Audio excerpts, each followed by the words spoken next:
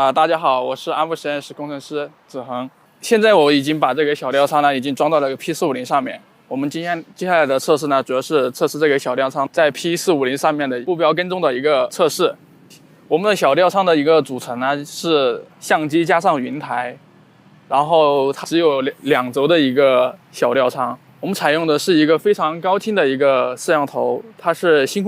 空级的，是多带宽的。它的一个带宽能够达到非常高的一个速度，所以它可以传输1080P 的一个视频。接下来我们将进行 P450的对那个小车的一个目标跟踪。接下来我们看一下那个视频的一个效果。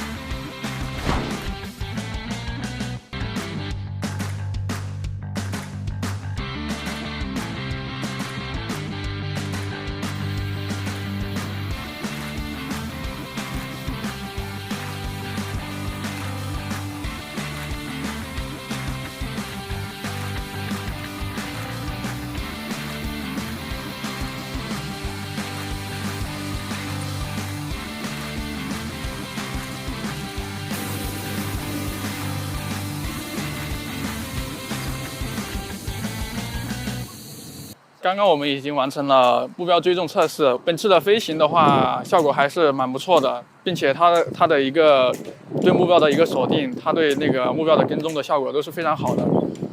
能够速度达到飞机的速度能够达到2米每秒，